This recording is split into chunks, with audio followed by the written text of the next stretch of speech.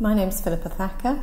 I've been in the tea industry for 20 years now, and of those 20 years I've spent 18 years working at Twinings. My main speciality lies in China. I've spent probably the most part of my time working on the China buying section. Twinings has a long history with the Earl Grey family. It was the second Earl Grey who brought back the original recipe from China and passed that on many years ago, and even today we still have the seal of approval and signature of the current Earl Grey, who has approved our Twinings Earl Grey as the original.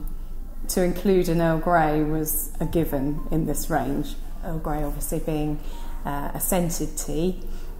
A lot of people don't realise that. They think it's just a black tea from China, but actually the black tea from China is the base, and on top of the tea is added a bergamot oil. Now, bergamot is a citrus fruit which is mainly from the Sicily region, Mediterranean area, and it's like a cross between a grapefruit and a lemon, and has quite a unique character. But that character contains different nuances of flavour. So, for example, it could have a slightly limey note to it.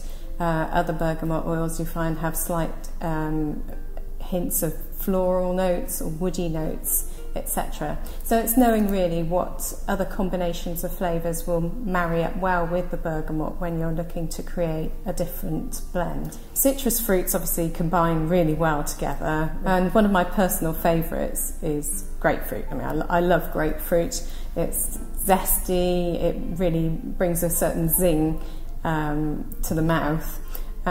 So I really desperately wanted to try bergamot and grapefruit together.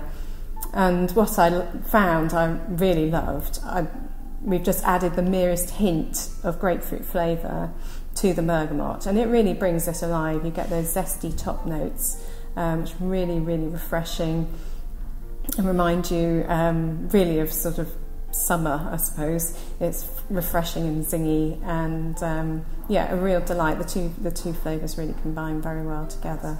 China tea is obviously a fundamental constituent part of an Earl Grey tea. So we've obviously gone with the tradition and kept the China tea in. We've chosen a really smooth Qimen tea from eastern China, from Anhui province, which is renowned for producing very smooth, light teas which take the bergamot flavour really well. Combined with the China tea, we've added some Ceylon tea, which is really smooth, and provides a really nice rounded base as well in combination with the China tea. So I'm convinced that I've found the perfect base really for this loose leaf Earl Grey tea. I am convinced that you will love this Earl Grey. It's really light, refreshing, and has just a slight hint of a different note about it. So draw water fresh from the tap, boil it, pour it straight onto the leaf. Use 1 spoon per person, plus 1 for the pot if you're making it in a teapot. Otherwise, use the 1 bag per person.